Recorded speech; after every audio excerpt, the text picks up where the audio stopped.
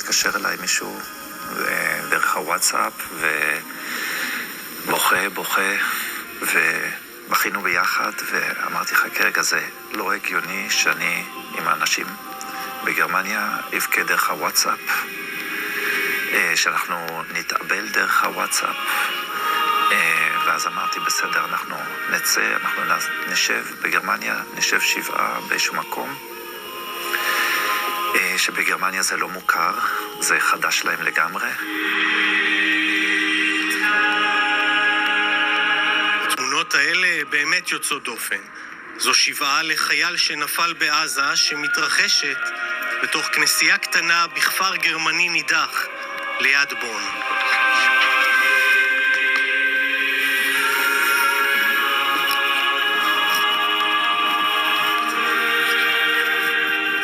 Das ist ein ganz tolles Foto. Das ist ein Modi'in. Da wird er von seiner Einheit ausgezeichnet als der Beste nach der Ausbildung im Militär. Und da sieht man, dass er tapferer Soldat, der hat immer vorne angepackt, er hat nie sich gescheut, Schweres zu tragen, was zu machen. מה שברור למנחמים בישראל, פה צריך להסביר ולחדד. Das steht jetzt, was steht da drauf? Modia Bayer und seine Erkennungsnummer, nehme ich mal an. Ja, Okay. das ist sein Name und seine Erkennungsnummer. Und das tragen sie alle eigentlich ganz stolz immer im Militär auf ihrem Hals. נלי וגדעון בייר, הוריו של אוריה זכרו לברכה, הם נוצרים משיחיים, כאלו שלא היו אמורים לשבת שבעה, אבל כאן בגרמניה זו כבר השבעה השנייה שלהם, הפעם לצד חברי קהילה ובני משפחה. Ja, sehr liebevoll.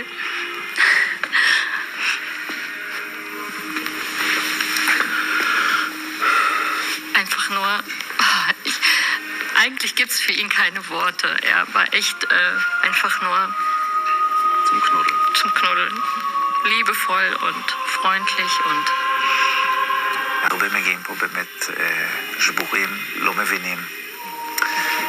עד היום כל הנושא של ישראל היה רחוק מהם. יש הרבה שאלות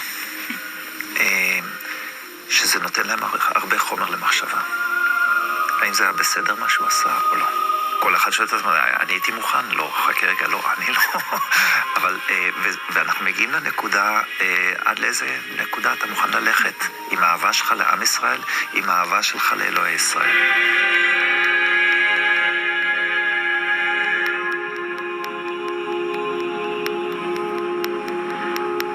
יוחנן בייר, זה השם שלי. בן כמה יוחנן? רק 83. עד 120. לא, אחד ב-19, אחד בשביל מס הכנסה.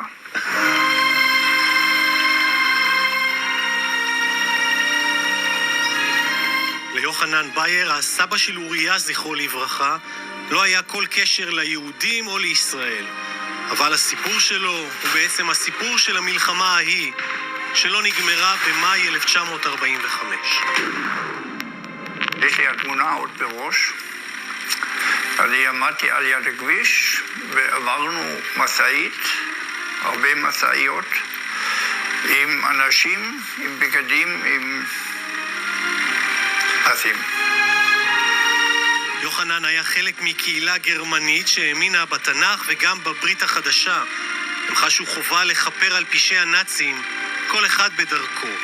ויוחנן היה בין אלו שפשוט הגיעו. ודיברתי עם אנשים מי היה בשואה, ושמענו מה הם עברו, איזה סבל ואיזה... ואמרתי, אסור לאנשים האלה, יש גרמנים אחרים גם, והגרמנים הם אוהב את הארץ ואוהב את האנשים כאלה, וזה היה דרך. לפני 60 שנים הוא הגיע לישראל, והיה בין מקימי כפר תקווה לבעלי צרכים מיוחדים, הקים בית הבראה בשבי ציון, ובשנות ה-80 המשפחה עברה למעלות והקימה את בית אליעזר, מוסד סיעודי לניצולי שואה. Bin ich nun Vater, wo ist meine Ehre, spricht der Herr. Aus Philipper 2, Vers 11. Alle Zungen sollen bekennen, dass Jesus Christus der Herr ist, zur Ehre Gottes des Vaters. Beten. בתור ילד אתה כן מתחיל לשאול למה אני בתור גרמני נמצא פה, שזה היה ברור כי אני גדלתי בבית הבראה לניצולי שואה בשבי ציון. אז אתה כל היום עקרונית עם ניצולי שואה בחצר, כל החברים היו אצלי בחצר כי זו חצר גדולה, ושיחקנו בין הניצולי שואה וידענו בדיוק מה ההורים עושים ולמה הם פה.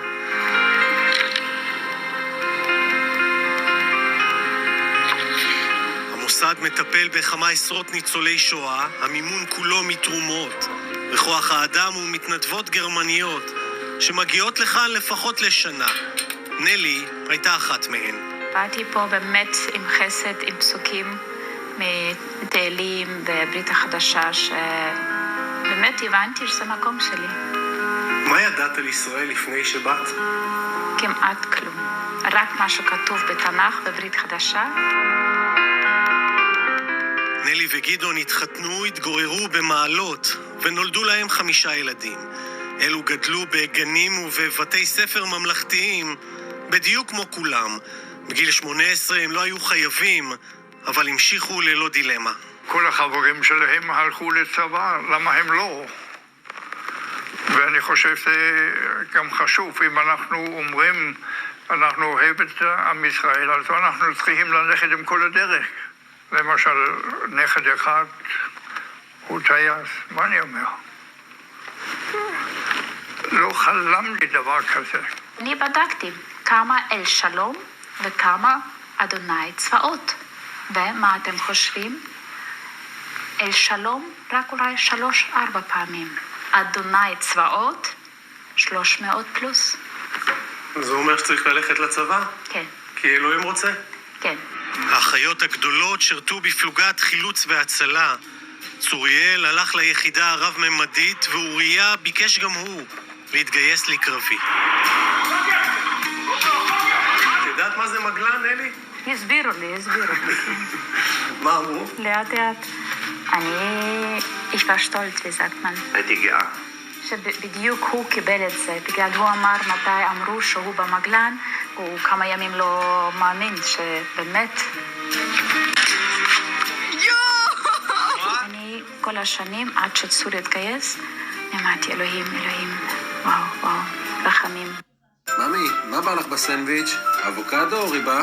גם וגם, תפנק. מבצע גם וגם בהפניקס סמארט. מצטרפים ומקבלים 3 חודשים מתנה בביטוח המקיף, וגם 3 חודשים דחייה בתשלום. אמרתי לך. חפשו הפניקס סמארט בגוגל. זה היה באמת כל הזמן תפילות ובפנים, ומתי צורי עכשיו, אחרי 4 שנים, השתחרר, אני בפנים אמרתי, אלוהים, תודה. לא פגע לצורי על משהו, לא חשבתי על אוריה.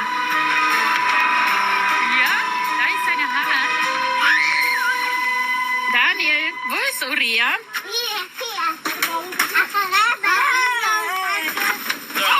Da ist unser Uriah!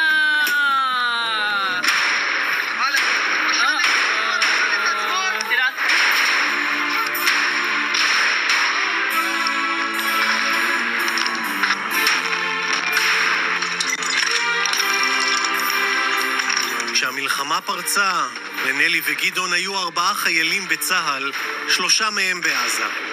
ב-14 לחודש דצמבר, במהלך קרב בח'אן יונס, אוריה נפצע באורח אנוש מקליע.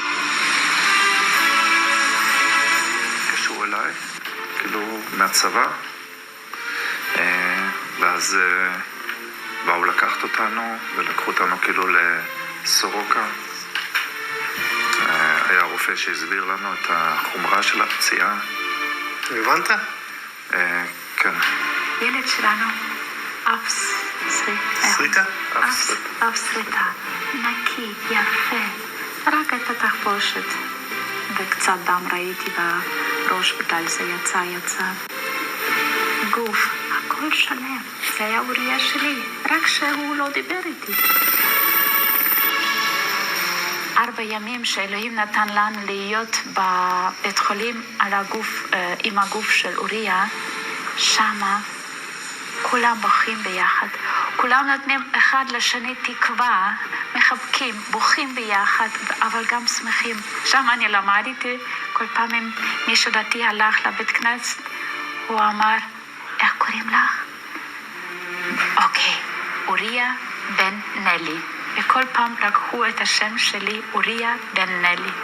זה למדתי שמה, שבאמת ככה, ברחמים, בתקווה, באמונה, זה היה מאמן. זה 4 ימים קיבלתי שמה באמת שיעור לכל החיים. היום מובא למנוחות גם רב סמל אוריה בייר ממעלות תרשיחא, לוחם ביחידת מגלן בחטיבת הקומנדו, שמת פצעיו לאחר שנפצע קשה בקרב בדרום רצועת עזה.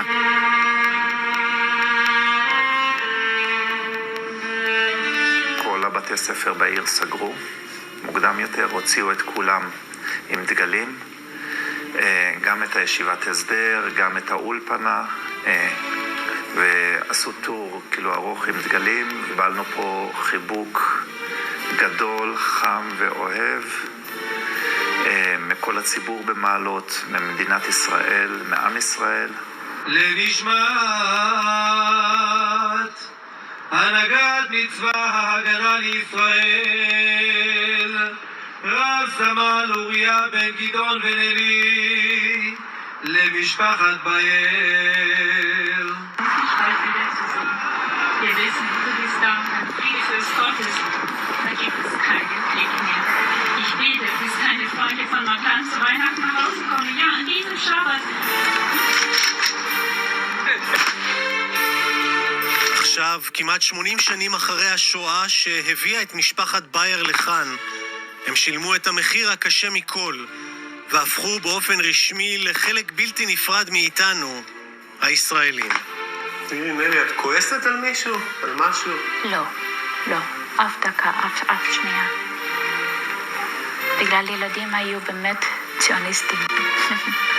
והם עשו הכל בשמחה, בגאווה. ואנחנו הורים אמרנו כן לזה, ולא. אני גם לא שואלת למה.